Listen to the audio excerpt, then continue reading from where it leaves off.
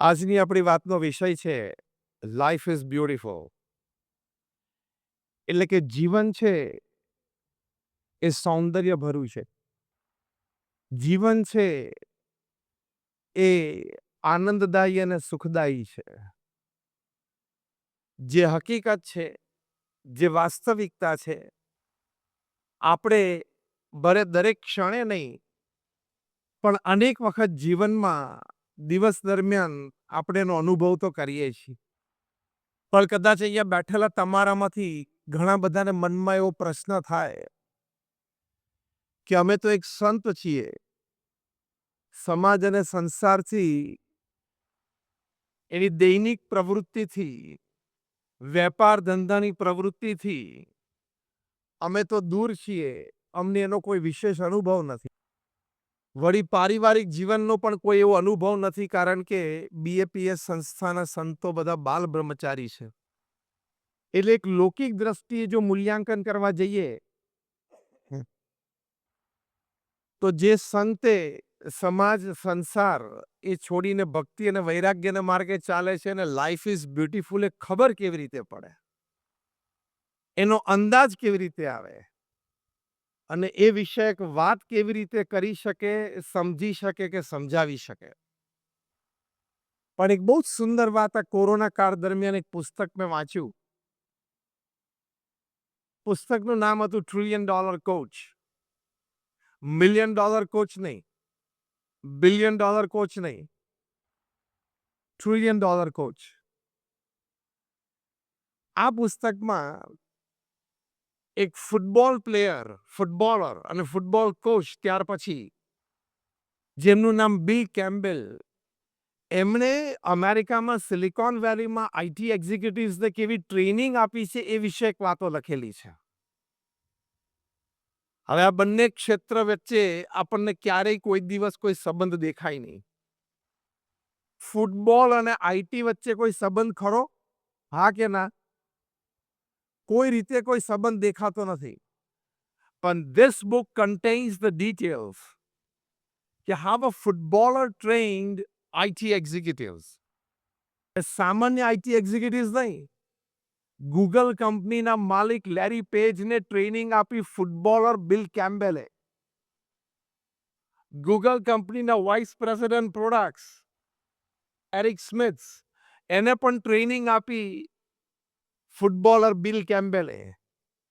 Silicon વેલીની એક બીજી મોટી આઈટી કંપની, એના એક સિનિયર એક્ઝિક્યુટિવ જોનાથન રોઝનબર્ગ, એને પણ ટ્રેનિંગ આપી આ ફૂટબોલર બિલ કેમ્બેલે.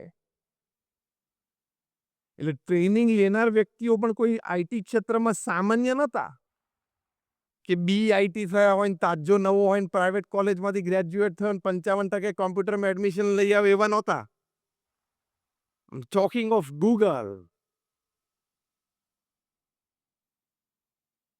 તો એ લોકોએ આ પુસ્તકમાં પોતાના અનુભવો લખ્યા છે કે અમને બિલ કેમ્બેલે શીખવાડ્યું શું, અમે એની પાસેથી શું શીખ્યા.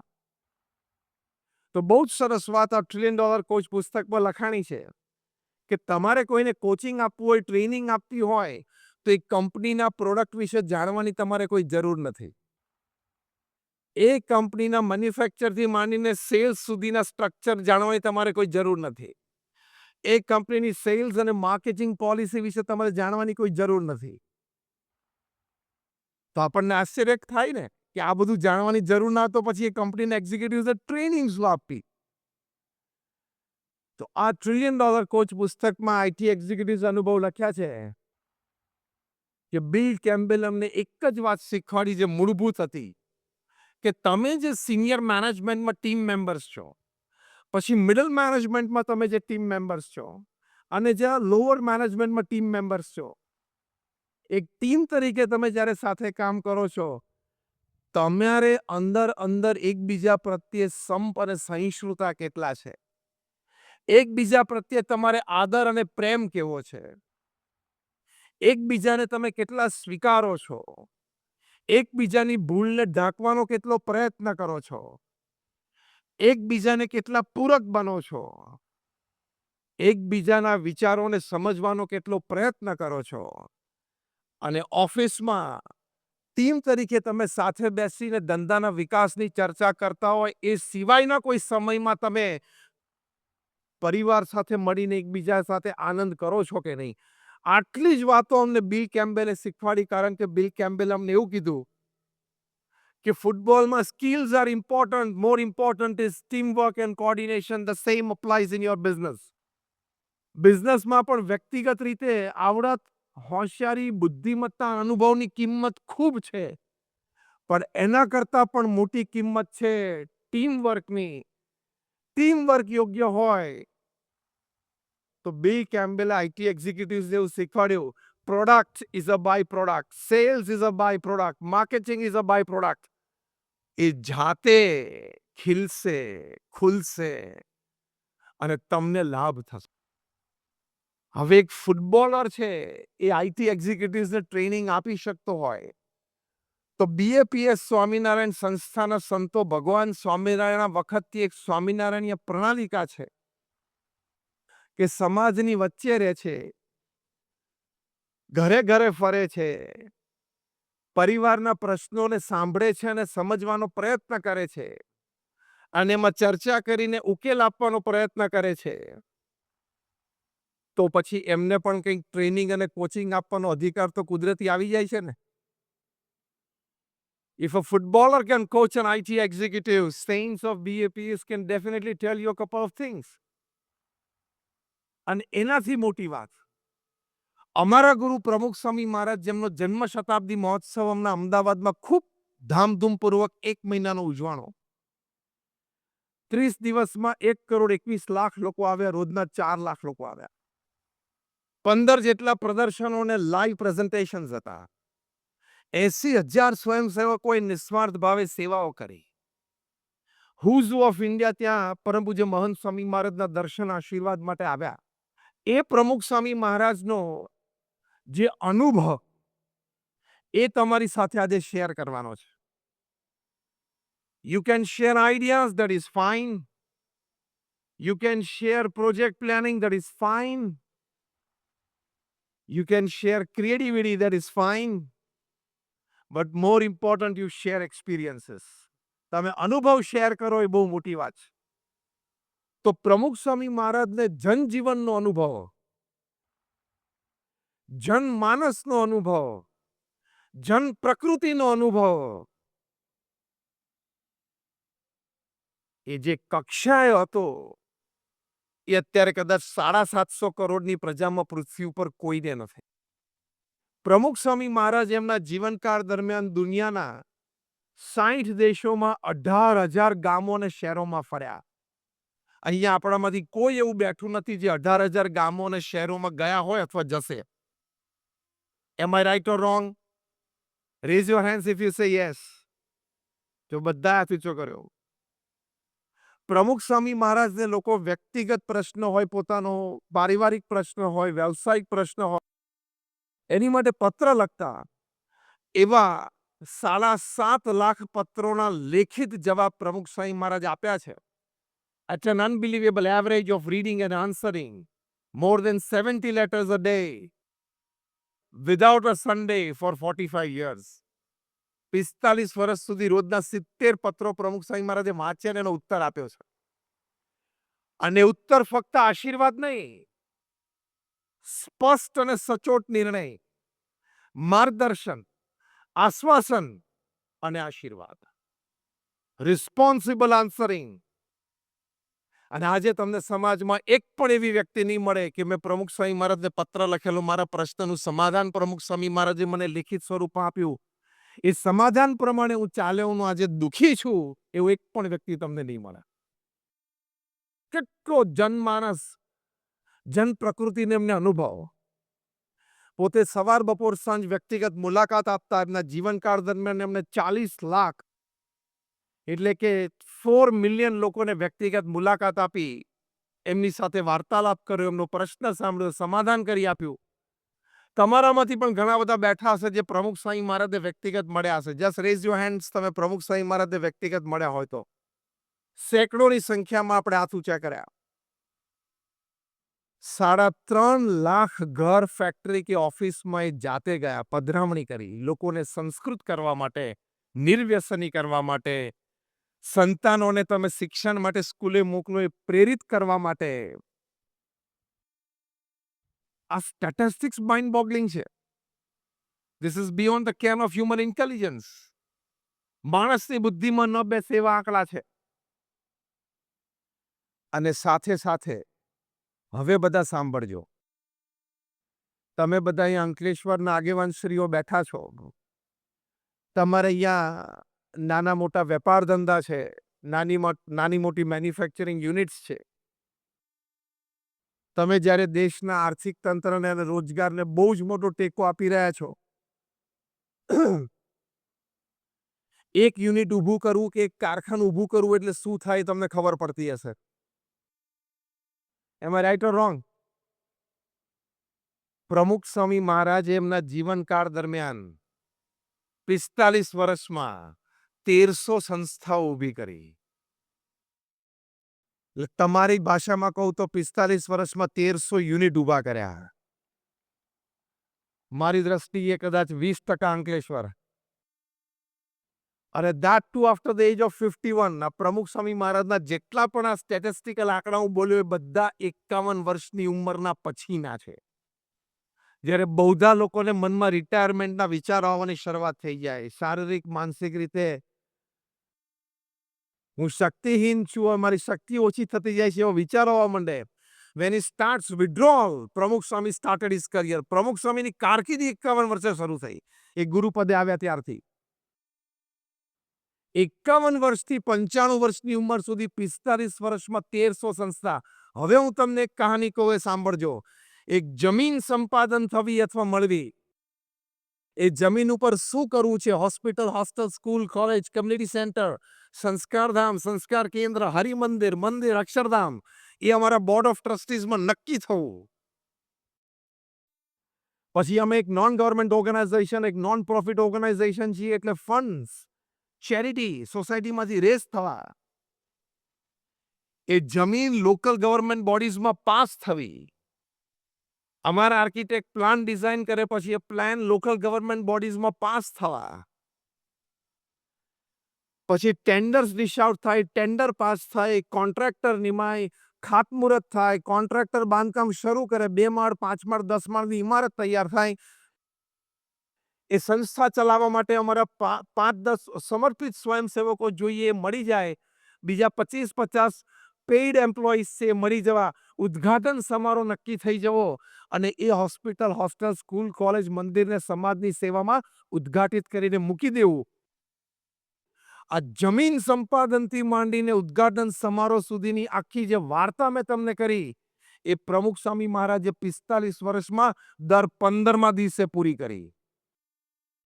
એટલે તમારે વેપાર, ધંધો, વહીવટ, મેનેજમેન્ટ, એડમિનિસ્ટ્રેશન, HR, તમે જે પણ વાત કરો ને, તમને પ્રમુખ સ્વામી મહારાજના જીવનમાંથી વિપુલ પ્રમાણમાં શીખવા મળશે. દર 15મા દિવસે એક સંસ્થા સમાજને ભેટ આપવી એટલે શું, અને એ પણ 45 વર્ષ સુધી સાતત્ય જાળવવું એટલે શું, અને એ પણ 51 થી 95 વર્ષની ઉંમરની એ કારકિર્દી દરમિયાન કરવું એટલે શું. આ પણ માઇન્ડ બોગલિંગ છે અને beyond the can of human intelligence, માણસની બુદ્ધિમાં બેસે ને એવી વાત છે. તો એમણે આપણને લાઈફ ઇઝ બ્યુટીફુલ, જીવન સુંદર છે, આનંદદાયી છે, સુખમય છે, જીવનમાં પૂર્ણ સંતોષ પ્રાપ્ત કરી શકાય છે, એ સંબંધી સુંદર વિચારો આપ્યા છે. પોતાના અનુભવ પરથી, સનાતન ધર્મના શાસ્ત્રોમાં જે કથિત વાત છે તેના પરથી, અને આજના યુગના મહાપુરુષોના વિચારોને પણ સમન્વયમાં રાખીને સુંદર વિચારો આપ્યા, સુંદર કર્તૃત્વ શક્તિ સંબંધી આવડતો આપી. પ્રમુખ સ્વામી મહારાજ એમના જીવનમાંથી આપણને અભિગમો શીખવાડ્યા. વાર્તાલાપથી માંડીને વર્તણૂક સુધી આપણે શ્રેષ્ઠતા પ્રાપ્ત કરી શકીએ એવી વાતો એને આપણને સમજાવી. Which is a rich treasure. એ આપણી માટે બહુ મોટો અમૂલ્ય ખજાનો છે. તો લાઈફ ઇઝ બ્યુટીફુલ. જીવન ખૂબ સુંદર છે, આનંદદાયી અને સુખમય છે. પણ કન્ડિશન્સ એપ્લાય. તમે કોઈ જાહેરાત આપો છો તો બાજુમાં એસ્ટ્રિક સાઇન હોય છે ને. તમે કોઈ એન્જિનિયર જોઈએ છે, પછી બાજુમાં એસ્ટ્રિક સાઇન નીચે વાંચે એટલે ખબર પડે 3 વર્ષનો અનુભવ જોશે. કારણ કે ઉપર તમે ટાઇટલમાં જ લખો સીધું 3 વર્ષના અનુભવી જે એપ્લાય કરું તો એડવર્ટાઇઝમેન્ટ ન વાંચે. પહેલા તો બધા એડવર્ટાઇઝમેન્ટ વાંચે એવું તમે ઈચ્છો છો, પછી પેલી ફૂદડી આવે નીચે. નીચે લખ્યું કન્ડિશન્સ એપ્લાય. એમ life is beautiful, conditions apply. You must know how to live it. જીવન સુખમય અને સુંદર છે, કન્ડિશન્સ એપ્લાય. આપણને જીવતા આવડે તો. બાકી આ 70-80 વર્ષનું જીવન છે, 5-10 પ્લસ માઇનસ ભગવાનની ઈચ્છાથી. પૃથ્વી ઉપરથી રોજના 1.5 લાખ માણસો વિદાય લે છે. 24 કલાકમાં 1.5 લાખ એટલે 86,400 સેકન્ડમાં 1.5 લાખ એટલે દર 2 સેકન્ડે 3. આપણે આ પ્રવચનની શરૂઆત કરી લગભગ 15 મિનિટ થઈ. 15 6 19 900 સેકન્ડ થઈ. 1200 જણા પૃથ્વી ઉપરથી જતા રહ્યા. અને ભગવાનની ઈચ્છા હોય ને કાલનું ફૂલ કોન્સન્ટ્રેશન અંકલેશ્વર ઉપર મૂકી દે તો, ફૂલ પિકઅપ અંકલેશ્વરમાંથી રાખે તો આપણાથી કાંઈ થઈ શકે એમ છે? હા કે ના? Before that moment comes, make your life beautiful. એક ક્ષણ આવી જાય એ પહેલા જીવન જીવી લેવું. બીજું બધું ઓછું વધતું થયું કે ના થયું, આપણે આપણી મરણ પથારીએ હોય ત્યારે છાતી ઉપર હાથ મૂકીને એટલું તો કહી શકવા જોઈએ ને પોતાની જાતને, યસ આઈ લીવ્ડ માય લાઈફ. હું મારું જીવન જીવ્યો. એટલો તો સંતોષ થવો જોઈએ કે નહીં? એ સંતોષ ના થયો તો પછી મન એમ કે ધક્કો ખાધો. શું કે? ભલે અંકલેશ્વરમાં 2 કારખાના ચલાયા તો ધક્કા જેવું થઈ જાય. તો લાઈફ ઇઝ બ્યુટીફુલમાં પ્રથમ અગત્યની વાત છે વિચારોની સ્પષ્ટતા, વિચારોની સ્વચ્છતા, વિચારોની દ્રઢતા, વિચારોની કાયમિતતા, એટલે કે શાશ્વતતા. સ્પષ્ટતા, સ્વચ્છતા અને શાશ્વતતા આ વિચારોની જોઈએ જ. અંગ્રેજીમાં એક કહેવત છે, man at the end of the day is a bundle of his own thoughts. સાંજ પડે તમે માણસ કેવો બની જાય, આખા દિવસ જે વિચાર કર્યો એ બની જાય. And at the end of the day, at the end of his life, he is a bundle of his own thoughts throughout the life. અને જીવનના અંતે આપણે આખા જીવનમાં જેવા વિચાર કર્યા હોય એવા આપણે બની જઈએ.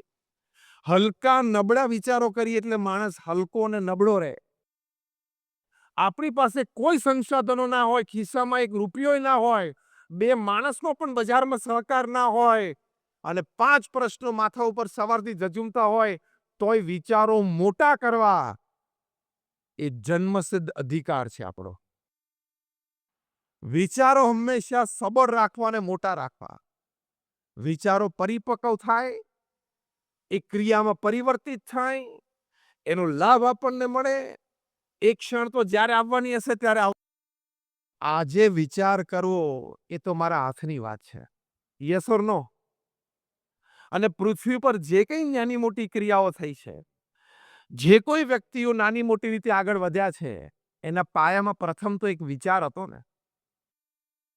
એ વિચાર વાત રૂપે 2-5 પાસે એને પ્રકાશિત કર્યો. એમાંથી આઈડિયાઝ આવ્યા, એમાંથી સર્જન થયું અને એમાંથી સફળતા મળી. તો વિચાર એ અગત્યની વાત છે. વિચારથી ઘડતર થાય છે. જો કોલસો, ગ્રેફાઇટ અને હીરો એટલે ડાયમંડ ત્રણેય કોલના બનેલા છે, એટલે કાર્બનના બનેલા છે. કાર્બન એટમ એ હેફેઝાર ગોઠવાઈ જાય આમ આડોઅવળું એટલે કોલ બની જાય, કોલસો. એના એ જ કાર્બન એટમ એ હેક્ઝાગોનલ સ્ટ્રક્ચર, જે કેમિસ્ટ્રી ભણ્યા હશો ને ખબર હશે, હેક્ઝાગોનલ સ્ટ્રક્ચરે ગોઠવાય એટલે ગ્રેફાઇટ બની જાય. અને એના એ જ કાર્બન એટમ ટેટ્રાહેડ્રલ સ્ટ્રક્ચરે ગોઠવાય એટલે એ આઈટમ કોલ એટલે કોલસો, ગ્રેફાઇટ અને ડાયમંડ સગા ભાઈઓ છે. સગા ભાઈઓ કરતા પણ આગળ એ ટ્રિપલેટ્સ છે. કોલસો, ગ્રેફાઇટ અને ડાયમંડ ત્રણેય સગા ભાઈઓ છે અને ટ્રિપલેટ્સ છે, સાથે જ જન્મેલા છે. પણ એક કોલસો છે, એક હીરો છે. આટલા નાના હીરામાં ટ્રક ભરીને કોલસો આવે. બાકી છે બંને સગા ભાઈઓ, હા, અને જોડવા ભેગા જન્મેલા છે. બંનેના સ્ટ્રક્ચરમાં કાર્બન અને કાર્બન સિવાય કાંઈ નથી. છતાં એકની કિંમત એ વિશ્વ કક્ષાએ બોલાય અને બીજાને ટન મંદમાં રોજ બાળી નાખે. એનું કારણ શું? એનું કારણ એક જ છે, ધ ઇન્ટરનલ ડિઝાઇન. અહીંયા કઈ ડિઝાઇન છે ને એની ઉપર તમારી કિંમત છે. ભગવાને બધાને મનુષ્ય જીવન અને મનુષ્ય દેહ આપ્યું છે. બધાના લોહીનો કલર પણ લાલ જ છે. બધાને વિચારની શક્તિ પણ આપી છે, કાર્યશક્તિ પણ આપી છે. પણ એનો કેવો અને કેટલો ઉપયોગ કરે છે એની પરથી આપણે કાં તો કોલસો બનીએ, કાં તો ગ્રેફાઇટ બનીએ, કાં તો ડાયમંડ બનીએ. Choice is hours. અંગ્રેજીમાં કહેવત છે, make a good choice so you stand a good chance for a great change in your life. Structure કેવી રીતે ગોઠવવું આપણું એ આપણા હાથની વાત છે. અને એ સ્ટ્રક્ચર એટલે વિચારો. જાપાનમાં એક કાર્પ નામની માછલી થાય છે. એને જાપાનીઝ કાર્પ કહે છે, કોઈ એને કોઈ પણ કહે છે. એની એક જબરી વિશેષતા છે. એ કાર્પ માછલી છે, જન્મે તો બહુ જ નાની હોય, અડધા વીડા જેવડી હોય. પણ જો તમે એને બાથરૂમનું જે આપણું બકેટ હોય છે ને, ટબ બાથરૂમમાં, એમાં તમે એને મૂકી દો તો એના આખા જીવનકાળ દરમિયાન 2 થી 3 ઇંચ મોટી થાય. એની એ જ કાર્પ માછલી જન્મે એટલે તમે એને મોટા પાણીના ટાંકામાં મૂકી દો અથવા કૂવામાં મૂકી દો તો એના જીવનકાળ દરમિયાન એ 12 થી 16 ઇંચ મોટી થાય. એની એ જ કાર્પ માછલી જન્મે, તમે જો એને વિશાળ તળાવમાં મૂકી દો તો એ 3 ફૂટ સુધી મોટી થાય. એની એ જ માછલી છે, એ જ ડીએનએ છે, એ જ જીન્સ છે. પણ એ કયા વાતાવરણને સ્વીકારે છે, એ વાતાવરણમાં લઈને પોતાની માનસિકતા કેવી રીતે ઘડે છે, એ માનસિકતાના આધારે પોતાનો વિકાસ કેટલો મૂલવે છે, એની ઉપર એનો વિકાસ થાય છે. એ માની લેશે કે મારી પાસે આનાથી વધારે તરવાની જગ્યા જ નથી, એવું માની લેશે એટલે 2 કે 3 જ ઇંચ મોટી થાય છે. વોટર ટેન્કમાં અથવા કૂવામાં મૂકેલી કાર્પ માછલીને એમ થાય છે કે આટલું મારું ક્ષેત્ર છે, આટલી મને તરવાની જગ્યા છે, એટલે વળી એ 12 થી 16 ઇંચ મોટી થાય. અને જ્યારે વિશાળ તળાવમાં એને મૂકી દે છે ત્યારે દૂર દૂર સુધી પાણી દેખાય, જેમ થાય ઓહો, હું તો ઘણું તરી શકું છું. એટલે 3 ફૂટની થઈ જાય છે. વિચારોની સ્પષ્ટતામાં પહેલી વાત આ કે હું ઘણું અને લાંબે સુધી તરી શકું છું. This is the first thought process. તમારામાંથી ઘણા બધા એવા હશે કે જ્યારે અહીંયા આવ્યા ત્યારે સામાન્ય પરિસ્થિતિમાં હશો. આજે તમે નાનું મોટું કારખાનું કર્યું, નાનું મોટું ટ્રેડિંગ કરો છો અને તમે પ્રગતિના પંથે છો. તમે જેટલી તમારી મર્યાદા સ્વીકારી લો એટલો જ તમારો વિકાસ થાય. તમે એમ નક્કી કરો કે મારો વિકાસ અમર્યાદ થઈ શકે છે તો અમર્યાદ વિકાસ થાય. ચાયવાળા પણ ભારતના પ્રધાનમંત્રી બની શકે. વિચારની વિશાળતા કે અમર્યાદ વિકાસ મારો શક્ય છે. આ વાક્ય મારી સાથે બોલજો, અમર્યાદ વિકાસ મારો શક્ય છે. અમર્યાદ વિકાસ આપણો શક્ય છે એ આપણે રોજ સવારે પોતાની જાતને કહેવું. I am born to grow, I am born to succeed.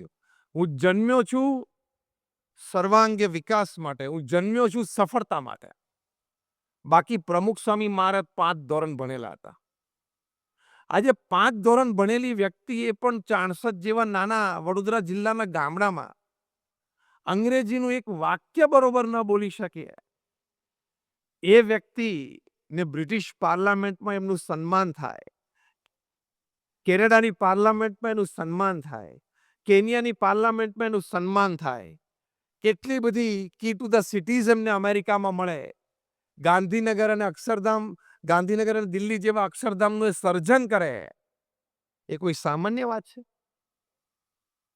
એટલે પહેલી અગત્યની વાત છે વિચારો હંમેશા મોટા કરવા, કે થશે અને થઈ શકે છે. અંગ્રેજીમાં એક કહેવત છે, સો અ thought, reap an act. Sow an act, reap a habit. Sow a habit, reap a character. Sow a character, reap a destiny. એટલે કે તમે જેવા વિચાર કરશો એવી તમારી ક્રિયાઓ થશે. એ ક્રિયાઓ તમે ગ્રેજ્યુઅલી કરતા થશો એટલે તમારી આદતો બનશે. એ આદતો તમે રેગ્યુલર રીતે જીવનમાં કરશો એટલે એ તમારું ચારિત્રનું ઘડતર કરશે. અને એવું જે ચારિત્ર એ તમારું ડેસ્ટિની એટલે પ્રારબ્ધ અને ભવિષ્ય ઘડશે. એટલે વિચારો મોટા અને અમર્યાદ કરવા. પણ સાથે સાથે એ વિચારોમાં સાત્વિકતા જોઈએ તો લાઈફ ઇઝ બ્યુટીફુલ. એ વિચારોમાં સ્વાર્થીપણું ન જોઈએ તો લાઈફ ઇઝ બ્યુટીફુલ. એ વિચારોમાં અન્યને અડચણરૂપ ન થવાય એવી ભાવના જોઈએ તો લાઈફ ઇઝ બ્યુટીફુલ. એ વિચારોમાં અન્યને મદદરૂપ થવાની ભાવના હોય તો લાઈફ ઇઝ બ્યુટીફુલ. બ્યુટીફુલ. વ્યવહારિક પ્રતિકૂળતાઓ હોય એની વચ્ચે વિચારો જો પોઝિટિવ હોય તો માણસ સબળ બની શકે છે. એટલે ઓલવેઝ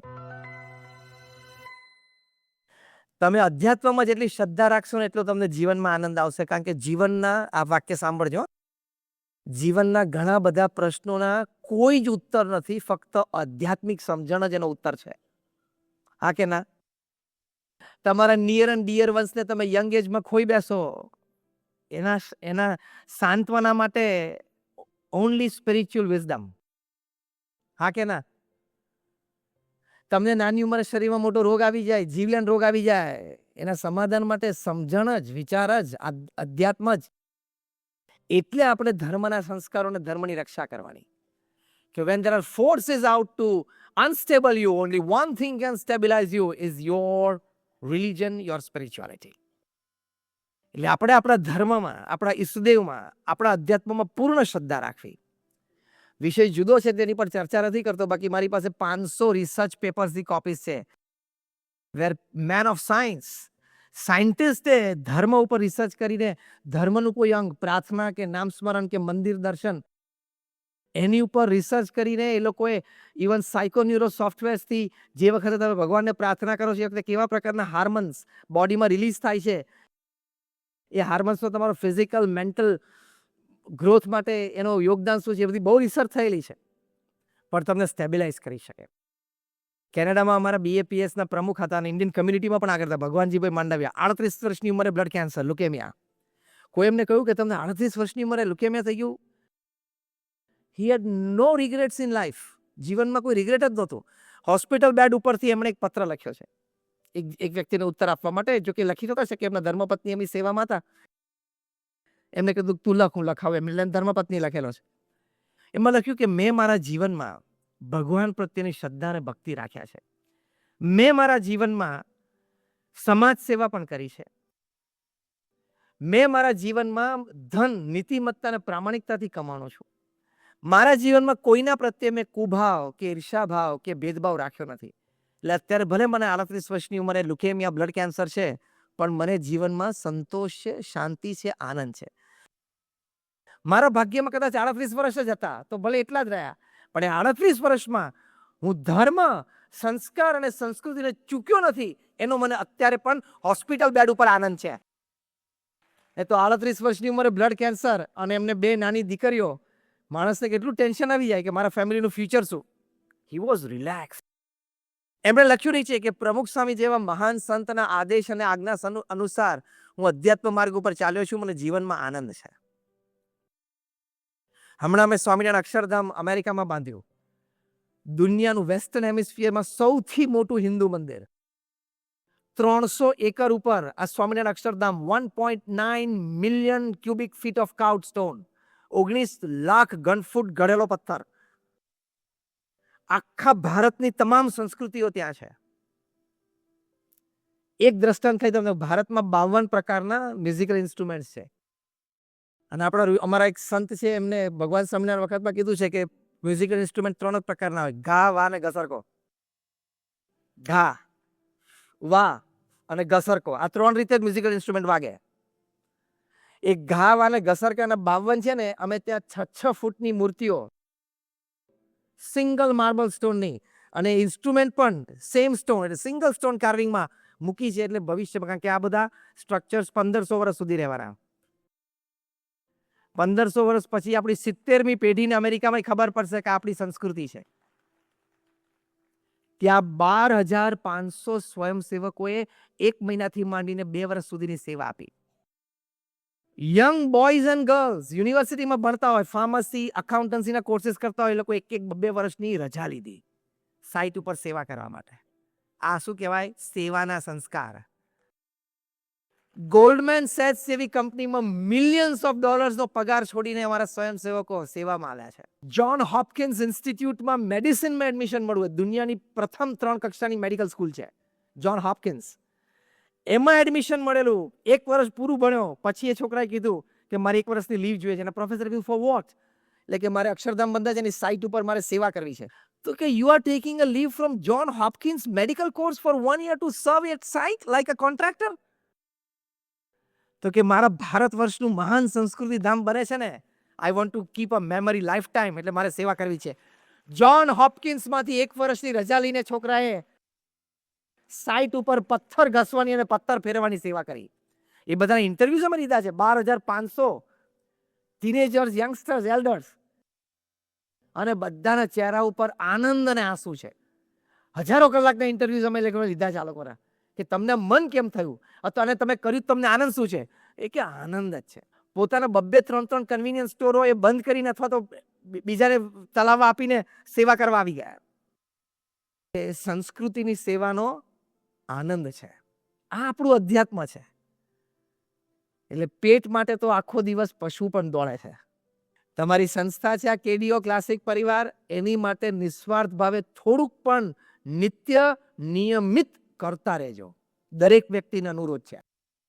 જે પણ આપણે સંસ્થામાં જોઈન, ધારો કે અમારી BAPS સંસ્થા છે, તમારી આ કેડીઓ ક્લાસિક પરિવાર છે, વડીલોએ બધાએ સંસ્થા ઊભી કરી છે, સારા હેતુઓ છે, સારી પ્રવૃત્તિઓ છે. અત્યાર સુધી બધા તમે સાક્ષી છો કે હેતુઓ સચવાના હોય, પ્રવૃત્તિઓ સારી થઈ હોય, તો પછી એમાં ભળી જવાનું, ભળીને આનંદ લેવાનો. That is a well lived human life, that is satisfaction. એટલે ભગવાનમાં શ્રદ્ધા એ ખૂબ જરૂરી છે. તો આવી થોડીક વાતો છે.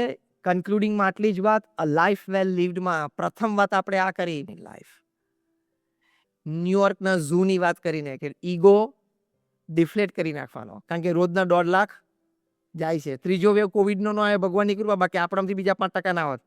લાઈફ પહેલો ઈગો ડિફ્લેટ કરવાનો કે આઈ એમ સમથિંગ માનવાનું જ નહીં, યુ આર નથિંગ. પેલું વાક્ય યાદ આવ્યું, yesterday you are a cloth of blood, tomorrow you are going to be a speck of dust.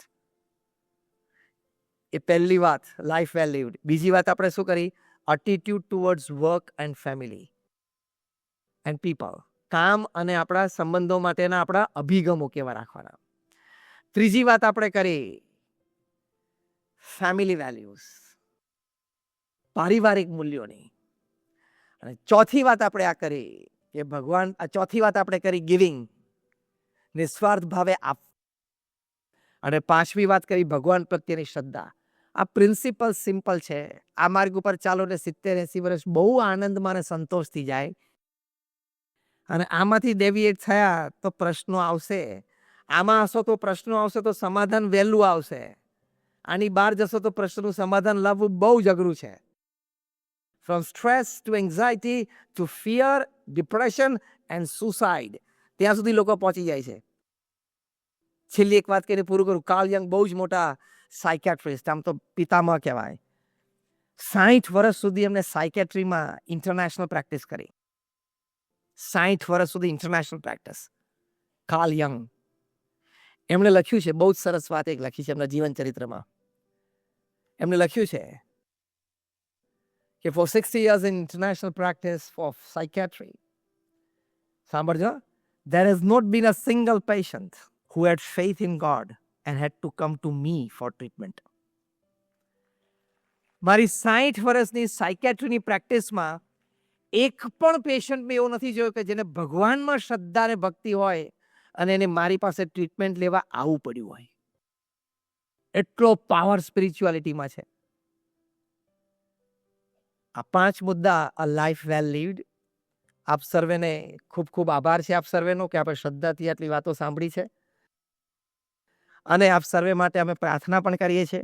આપ સર્વેના જીવનમાં આ બધી વાતો ઘણા ઓછા વત્તા અંશે બધાના જીવનમાં હોય જ. અને જે સમાજ સેવામાં જોડાયા હોય એના જીવનમાં થોડી વિશેષ હોય. પણ જેમ જેમ વધારે સાંભળીએ અને મનન કરીએ એમ એમ આ વાત જરા રંગ પકડતી જાય, પાક્કી થતી જાય.